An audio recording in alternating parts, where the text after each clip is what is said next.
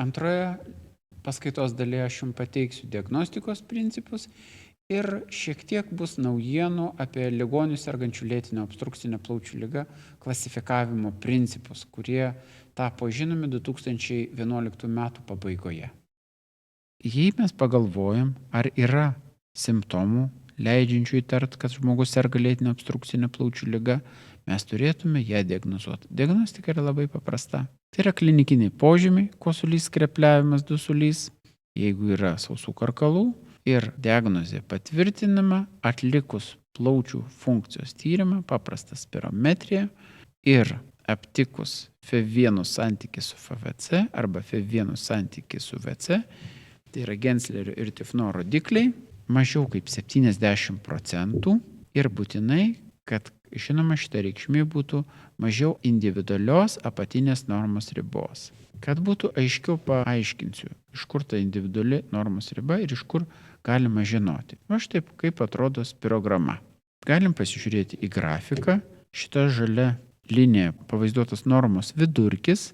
Šitos linijos vertikalios rodo normos intervalą, apatinę normos ribą, viršutinę normos ribą. Mėlynas grafikas rodo paciento pastangas atlikti šitą tyrimą iki broncholitiko, raudona po broncholitiko. Pasižiūrėkim, atrodytų, skaičiukų yra labai daug, reikšmių yra labai daug, neišsigąskite, mums tai reikia žinoti kelis iš jų. Ir svarbiausias rodiklis, kaip jau minėjau, kuris parodo, ar galime įtart, kad yra obstrukcija ir patvirtinti ją, tai FEV1 santykis su FVC. Štai yra normos intervalas nuo 65,9 iki 89,5. Iš kur žino kompiuteris šitą normos intervalą? Jis žino jau tuomet, kai gydytojas ar slaugytoja įveda į kompiuterį prieš plaučių funkcijos tyrimą tam tikrus duomenis: paciento amžių, ūgį, svorį, lytį, tautybę, rasę ir pagal žinomas normos lenteles kompiuteris pasako, parašo. Štai turėtų būti toks vidurkis šito rodiklio. Arba štai yra normos intervalas. Ir mūsų tirta reikšmė turi atsidurti šitam normos intervale. Štai faktinis mūsų tyriamojo paciento rodiklis yra 47%. Daug tai ar mažai? Nereikia nieko laikyti galvoj, ar daug tai ar mažai. Iškart pasižiūrim, o koksgi skaičius turėtų jam būti. Ir matom, kad 47 yra mažiau negu apatinė šiam amžiui, lyčiai, svoriui, ūgiui turėtų būti reikšmė. Ir šito mums pakanka, kad mes pasakytume, kad yra obstrukcija. Po broncholitiko šiek tiek pagerėja, bet nesugrįžta į normą. Ir galim nedviprasmiškai pasakyti, kad tai yra obstrukcija ir negrįžtama obstrukcija. Šitas rodiklis TLC parodo bendrąją plaučių talpą. Kaip matote, atsiranda pirmieji plaučių išsipūtimo požymiai. Tai yra 114% būtinojo dydžio. Ir vėl pasižiūrim, kokio tūrio sąskaita, ogi RV tai yra liekamasis tūris ir jo yra net 166% būtinojo dydžio. Tai atrodytų, kad pagal įprastą spirogramą dar nėra taip blogai, tačiau kai turime išplėstinį plaučių funkcijos tyrimą, matome, kad plaučių funkcija yra pažeista gana stipriai. Taigi, kaip mes gydome lėtinę obstrukcinę plaučių ligą? Yra turbūt 3 dalykai, kuriuos vertėtų aptart. Yra teisiniai dokumentai, kurie reguliuoja, kokiais atvejais mes galėtume išrašyti kompensuojamus vaistus. GOLD tai yra pasaulinė lėtinės obstrukcinės plaučių ligos iniciatyvos rekomendacijos, kaip mes turėtume gydyti lėtinę obstrukcinę plaučių ligą, nepriklausomai nuo to, ar valstybė kompensuoja ar nekompensuoja tam tikrus vaistus, ir kasdieninė praktika. Tai kągi sako mums Lietuvos Respublikos sveikatos apsaugos ministro įsakymas. Jis sako, kad ligoniai sergantis lėtinio obstrukcinė plaučių liga yra suskirstomi į lengvą LOPL, vidutinio sunkumo, sunkią ir labai sunkią ligas. Ir šitas skirstimas grindžiamas FEV1 rodiklio reikšme. Ir tas reikšmės jūs matote, turbūt neskaitysiu jums, galite pasižiūrėti ir pagal tokį suskirstimą žmogus patenka į lengvos, vidutinio, sunkios arba labai sunkios lėtinės obstrukcinės plaučių ligos grupę. Ir atitinkamai gydymas. Jeigu žmogus serga lengva, tai pagal poreikį skiriami trumpai veikiantis bronchus plečiantis vaistai. Tai gali būti ipratropiopromidas arba solbutamolis arba šitų vaistų derinys. Tai yra, jeigu reikia, žmogus įkvepia bronchus plečiančio vaisto, jaučiasi gerai, gali to vaisto neįkvėpti. Jeigu serga vidutinio sunkumo lėtinio obstrukcinė plaučių liga, tai pirmoji rekomendacija galioja ta pati, skiriami trumpai veikiantis bronchus plečiantis vaistai pagal poreikį ir jeigu to nepakanka, toliau gydymas papildomas ilgai veikiančių bronchus plečiančių vaistų, iš kurių galėtų būti tiek beta-2 agonistas ilgai veikiantis, tai formoterolis arba salmeterolis, arba anticholinerginis vaistas tiotropis. Jeigu reikia, kada FEV1 rodiklis yra mažiau 60% normos, galima skirti flutikazono ir salmeterolinį derinį viename inhaliatoriuje. Flutikazonas tai yra inhaliuojamas kortikosteroidas, salmeterolis tai ilgai veikiantis beta-2 agonistas. Ligoniui sergančiam sunkia lėtinė obstrukcinė plaučių liga, gydymas vėlgi skiriamas pagrindinis pradinis, tai yra bronchus plečiantis vaistai ir gali būti jie papildomi inhaliuojamų kortikosteroidų, kuriuos jūs matote, beklametazonas, budezonidas ar flutikazonas. Arba gali būti skiriami vaistų, fiksuoti vaistų deriniai formoterolis su budezonidu arba salmeterolis su flutikazonu.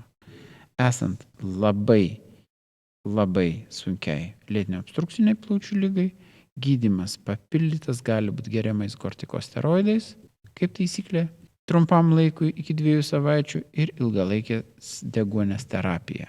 Keletą žodžių apie privalumus ir trūkumus. Labai viskas aišku, ką daryti, štai yra lentelė, pacientas priskiriamas vienai ar kitai kategorijai ir skiriami. Ir įvairūs tyrimai ir metaanalizės parodo, kad taip yra praktiškai gydytojui, kuris turi įvairių ligonių, sergančių įvairiomis ligomis, taip yra paprasčiau. Tačiau vis dėlto trūkumai. Tai netitinka šiuolaikinių tendencijų ir netitinka nekomercinių tyrimų rezultatų ir klinikinės praktikos. Nes tie klinikiniai tyrimai, tai yra klinikiniai tyrimai kaip taisyklė, yra išskirtiniam ligoniam, sudaromas išskirtinės sąlygos ir tie tyrimai kaip taisyklė reikalingi, kad ištirti, ar vaistas veikia iš principo, ar jis veiksmingas gali būti ir kada įsitikinam, turėtų mums toliau gyvenimas šiek tiek koreguoti. Ir kokia korekcija įvyko 2011 metais pasauliniu mastu, kada mes kalbam apie lėtinės obstrukcinės plaučių ligos.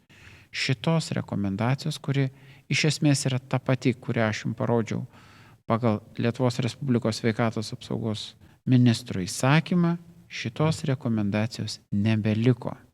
Nes po daugelio įrodinėjimų, gydytojų praktikų įrodinėjimų, net tie žmonės, kurie rašo tas pasauliniu mastu rekomendacijas, išgirdo, kad negali būti vien tik tai pagal vieną rodiklį sprendžiama, ar žmogus turėtų būti gydomas vienu vaistu ar kitu.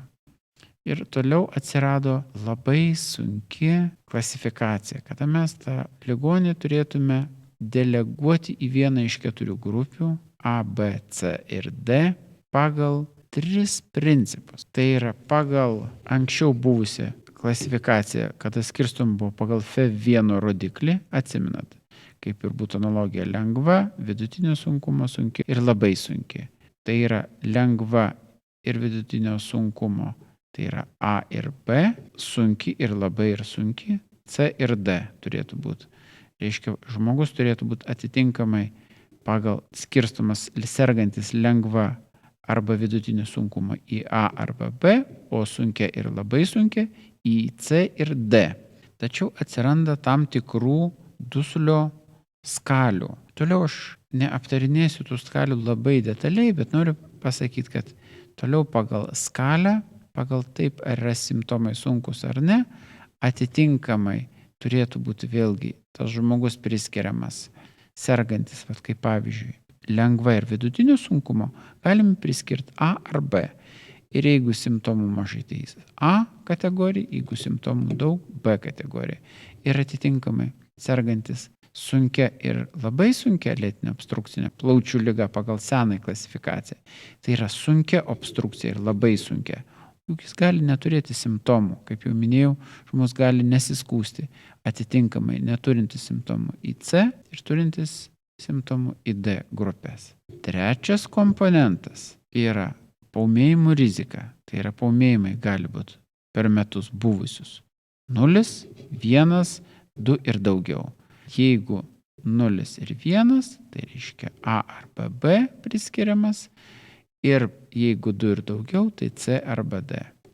Tai kitaip tariant, A tai yra mažai simptomų, maža rizika, B daug simptomų, maža rizika, rizika turime omeny paūmėjimo ateityje pagal buvusių paūmėjimų praeityje skaičių, ir C mažai simptomų, didelė rizika paūmėjimų, daug simptomų, didelė rizika. Toliau labai nenorėčiau apsistoti ties šita nauja klasifikacija ir naujais siūlymais, nes jis kol kas netransformuojasi į vaistų kompensavimą ir turint omeny, kad dauguma mūsų ligonių sergančių lėtinę obstrukcinę plaučių ligą ir taip neturi pinigų, turi pinigų tik cigaretėm, tikėtis, kad jie pirks vaistus pagal taip, kaip mums atrodo, o kompensavimas gali būti kitas, todėl per daug nenoriu detalizuoti šitos naujos klasifikacijos, nes ji dar Lietuvos pulmonologų nėra patvirtinta Lietuvai. Taigi, praktiškai noriu pasakyti, kad privalumo turi šitą klasifikaciją ir leidžia individualiai gydyti. Tikrai ne pagal vieną komponentą, ne tik pagal plaučių funkcijos rodiklius, bet pagal simptomus ir paūmėjimų buvusių dažnį su ta tikimybė, kad maždaug tokių pačių paūmėjimų galėtų būti ir ateityje tikimybė. Tačiau trūkumą, kaip matote, akivaizdus yra trūkumai. Kad labai sudėtinga. Man kol kas sunku įsivaizduoti, kaip praktiškai gydytojai galėtų turėti tiek pakankamai laiko, kad kiekvieną iš šitų ligonių nudeleguoti į vieną ar į kitą kategoriją. Ir kitas trūkumas, kad šita klasifikacija dar nepatikrinta praktikoje. Tai visada svarbu galbūt viską žiūrėti į naujas rekomendacijas kritiškai, randant tiek privalumų, tiek trūkumų. Tai jeigu pakalbėtumėt kritiškai, tai jūs susidurėt su tuo kasdieniniam darbe savo, kad daugelį tyrimų, kuriais remiasi visus šitos rekomendacijose, vienintelis įtraukimo kriterijus buvo pati lėtinė obstrukcinė plaučių liga. Tai žmogus nebuvo skirstumas apie jokį fenotipą, tarkim, kad vyrautų, tarkim, vienam emfizema ligoniui, kitam bronchektazė, kitam obstrukcinis komponentas vyrautų. Ir visais atvejais visi ligoniai buvo skirstomi tik tai pagal vaistą, kad tokį vaistą mes skiriam ir palyginam su kitu vaistu, nesižvelgiant į jokius kitus praktiškai svarbius simptomus. Ar žmogus gali įkvėpti inhaliatorių, ar jis negali, ar jis skrepliuoja, ar jis turi gretutinių ligų ir panašiai. Todėl, kada pasižiūrim į šitas rekomendacijas, aišku, kad labai sunku jas pritaikyti konkrečiame darbe konkrečiam ligoniui. Todėl kol kas siūlau ir toliau vadovautis jūsų patirtimi, tas, kas yra išbandyta gyvenimo, tą, ką jūs jaučiat, matote, tais kriterijais, kurie yra ilgą laiką. Tai dabar pasižiūrėkime, koks gydymo rekomendacijos. Ogi gydymo rekomendacijos tokios, kokios mes su jumis jau pasižiūrėjome prieš keliolika minučių, kai pasižiūrėjome SAM kompensuojamų vaistų rekomendacijas. Praktiškai tokiom rekomendacijom ir turėtų vadovautis, nes tikrai tos rekomendacijos yra neblogos ir kompensavimas tikrai yra neblogas. Keletą žodžių apie reabilitaciją, kas labai labai svarbu. Dauguma lėtinė obstrukcinė plaučių liga sergančių žmonių trūksta motyvacijos, trūksta noro patiems padirbėti, laukiamas stebuklingos tabletės, inhaliatoriaus. Šalyse, kur žmonės nori motyvuotis, tiems sudaromas pakankamai gerų sąlygų ir sunkiose net būklėse, kaip matote, ir kvėpuojant deguonim, gulint lovą, mint dviratį, ir eiti, ir vairiausių būdų. Bet nereikia žiūrėti ir išsigąsti, kad čia kurgi jūs galite nusiųsti Lietuvoje. Paskatinti tiesiog žmogų mankštintis, paskatinti nusipirkti vieną ar kitą gantelį, tikrai didelių išlaidų nereikia, galų galia pats vaikščiojimas taip pat yra naudingas. Taip pat yra įvairiausių priemonių, kurios padeda sekretą evakuoti, tai yra inhaliacijos, tam tikri vibratoriai. Keletą žodžių apie lėtinės obstrukcinės plaučių ligos paūmėjimą. Šitoje skaidrėje jūs matote gydymo būdus, kiekvieno jų turbūt stipriai nekomentuosiu. Ten, kur pliusiukas, tai yra aišku, kad tokie metodai turėtų būti skiriami ir jie yra veiksmingi. Kur minusiukas, tai paūmėjimo metu jie tiesiog netinka. Taigi, mėly kolegos, kol kas tokių didelių naujovių, kaip matote, gydymą negalėjau jums pateikti. Kol kas rekomenduoju tęsti gydymą vadovaujantis tais principais, kurie buvo išdėstyti anksčiau tiek Lietuvos pulmonologų sutarimuose, tiek pagal Lietuvos Respublikos kompensavimo tvarką. Naujosios rekomendacijos, kurios siūlo tarptautinės lėtinės obstrukcinės plaučių ligos specialistai, dar nėra gyvenimo patvirtintos ir dar tikrai reikalaujančios diskusijų ir turbūt sukonkretinimo Lietuvos sąlygomis. Mėly kolegos, kaip matote, tos naujienos, jos nustebino turbūt ne tik jūs, bet ir gydytojus pulmonologus ir kol kas nežinome, kiek pasiteisins gyvenime tos naujosios globalinės lėtinės obstrukcinės plaučių ligos rekomendacijos dėl ligonių skirstymo ir naujųjų gydymo principų. Todėl kol kas prašau jūsų, vadovaukite sveiku protu ir esamomis rekomendacijomis. Ačiū labai.